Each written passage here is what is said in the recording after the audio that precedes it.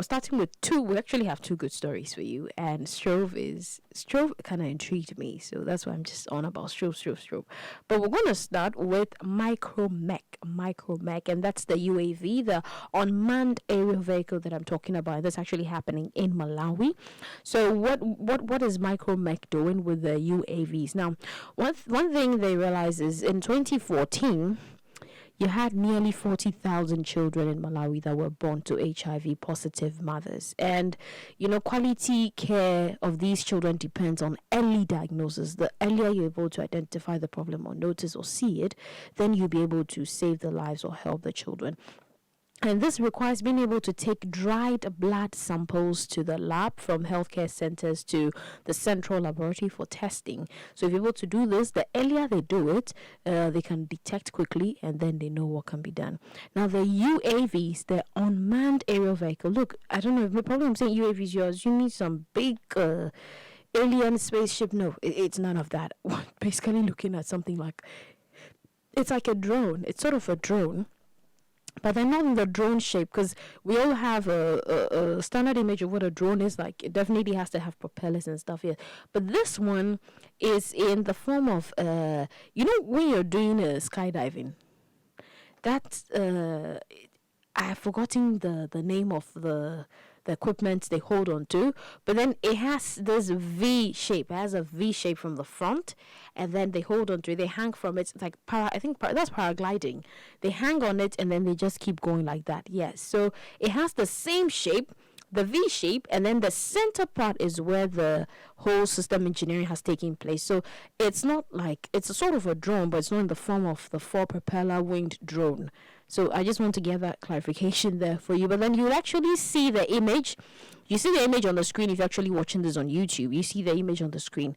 Now, one thing with them is they're actually using it to deliver. So if the child is born and the mom is positive and they need to find out if the child actually is infected or what they can do, they need to take the dried blood samples. And look, when it comes to moving from the rural areas to the central laboratory center is a big problem. Transportation or movement, there's a limited road access to rural areas, even where you have, the best of times in some places in Malawi. And sometimes after a flash flood, look, all the roads that lead to the road, it becomes water. Flash flood, like it becomes water. So you can't go through there. And if you need to send a sample during such a period of time, how are you going to do it? The road you're going to pass on is filled with water. Your car is not a ship. So then it delays things. And if early diagnosis does not come in, then you lose some of these children. You can't give them the adequate healthcare, quality adequate healthcare they need, and that becomes a problem for these children as well. So then that is where the UAVs come in from Micromech. Now, Micromech is a startup, and one thing they did, they invented this UAV. So it's like a sort of a drone with a V shape, just like the paragliding thing. You see it on the screen if you're actually watching this on YouTube. So this drone kind of like UAVs actually carry the blood samples. So whether there is a flood on the roads or whether you're using, it doesn't matter if you can't assess the routes, they use the air and then they take it to the central laboratory center.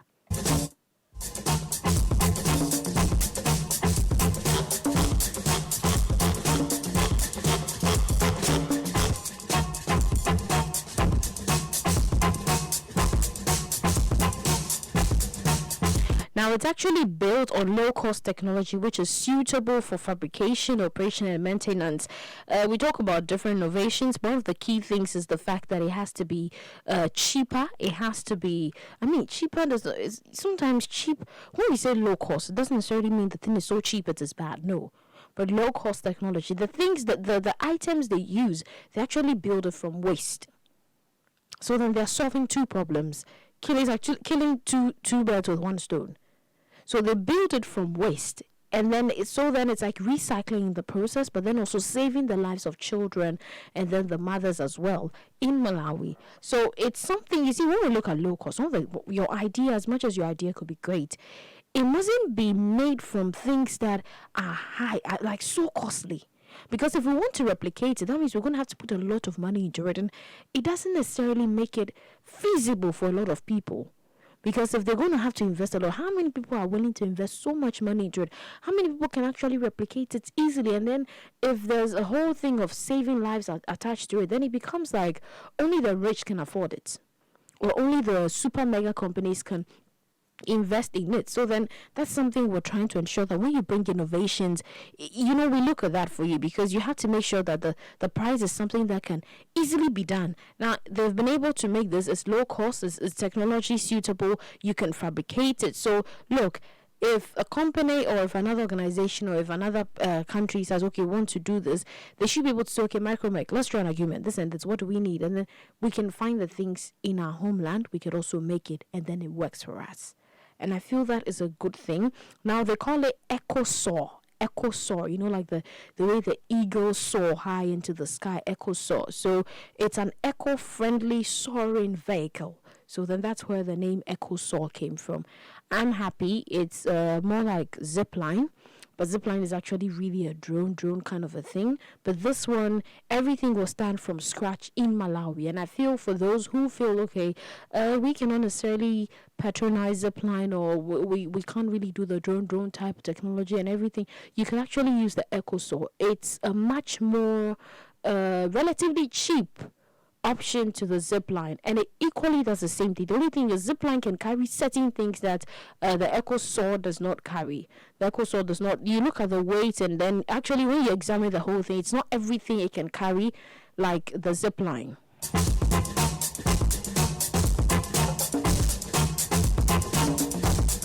And just like the name suggests, it actually soars high up. So don't feel that, okay, I'm in a mountainous region, or where I am, there are mountains. Are you sure it's going to be able to go over it can go over the mountains.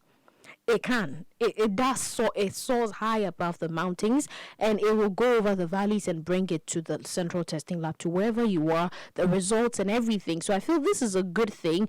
Now, one key thing with innovations is right now, most people tend to look at the social impact it is having, because look, it's good to come up with a wonderful innovation. Hey, I have an idea, I can do this, it's done it. But how much is it impacting the lives of people around you? How much impact is it having on them? Is it affecting any change? Is it bringing about any development? It's something questions we should actually start asking ourselves when we're thinking of coming up with innovative ideas. It's super important. So kudos to Micromech and to the team in Malawi. I mean, you guys have done a great job. I like the fact that they looked at the environmental factor and decided to build everything from scrap. And it means you're getting the items locally, which is super important. So anybody who is interested, you can just search for micromech.net, www.micromech.net. Now, Micromech is micro, M-I-C-R-O, mech, M-E-K, .net, N-E-T. So that was our first good news story.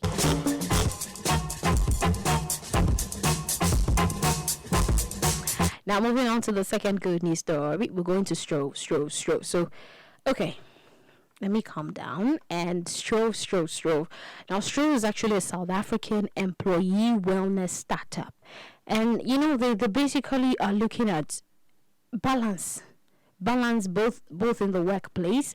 It's like the whole 360 of your employee. Sometimes most employers tend to care about, I'm paying you, so I need you to do the work. Just produce. Just supply, just give me the results. That's all they want. As to whether your mental health is tick or not, they don't care. As to whether your emotional health is tick or not, they don't care. As to whether your physical health, in certain cases, unless you really can't do anything, is tick or not, they don't care. What they care about is getting the results they are paying you for. Now, Strove is here to change that. So Strove is a startup that is empowering organizations so they can inspire their employees.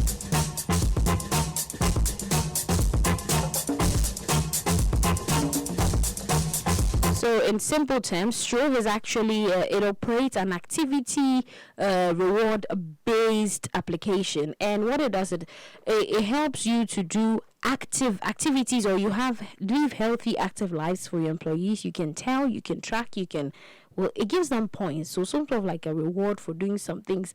Now, it prevents incidences of burnout, and then also it discourages inactivity, and it prevents chronic stress, which comes a lot in the workplace.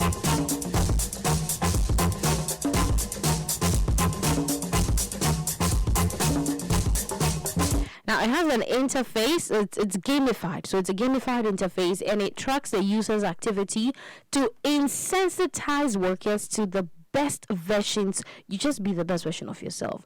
You get rewards, gift rewards actually from several partner brands, and they are currently working with Bootlegger Coffee, Vide Cafe, Engen, Old Kaki, and Mark and Bean. So all these are companies or little startups in South Africa, and then they work with them. They have their partner brands they work with. So if you actually do take on the activities and all that, you get rewards from them. It was something that they did uniquely to ensure that your employees do not just burn out. They get to a point where I can't go further. I'm tired. I can't do anymore. You know, those kind of things. So you realize that your employee lately has been stacking. They just can't. They're not giving.